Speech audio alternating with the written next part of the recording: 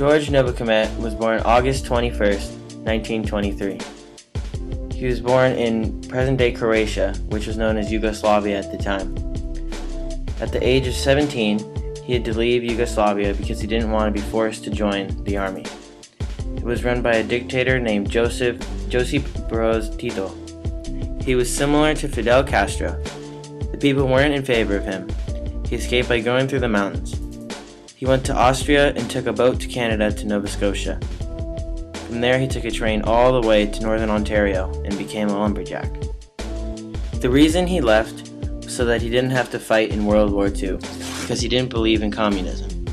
He believed that everybody should have equal rights, and he didn't believe in a dictator having all the say in running the country. Stephen Michael Novo was born in Toronto, Canada on April 3rd, 1961.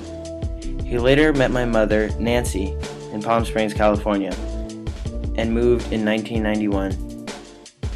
On the first day at his new job, April 30th, 1992, the LA riots began. It is really interesting because he was right in the heart of it in Vernon, California. Buildings nearby were being looted and burned down.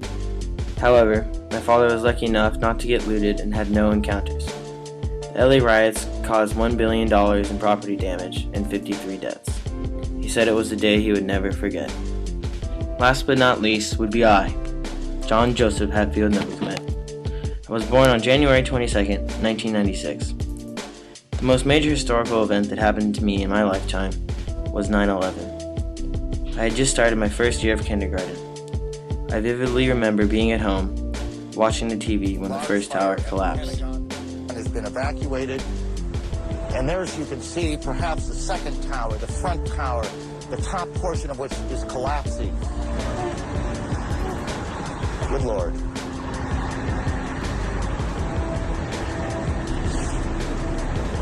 There are no words. I didn't really have a great understanding of what was happening at the time. However, as I got older, I realized how tragic it really was. I went to New York in 8th grade and saw the shrine they were building. It was truly amazing and made me realize what really happened that day and how it affected our country. Another big event was Barack Obama being elected the first African American president. It was a big deal because it really showed how far this country has come. Today I say to you that the challenges we face are real. They are serious and they are many.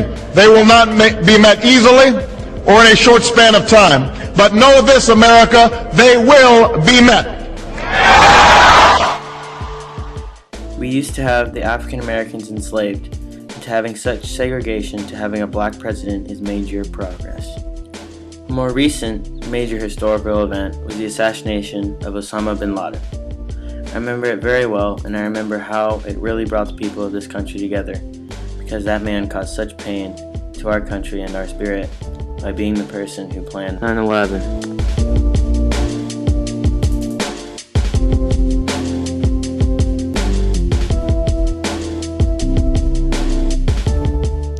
Good evening.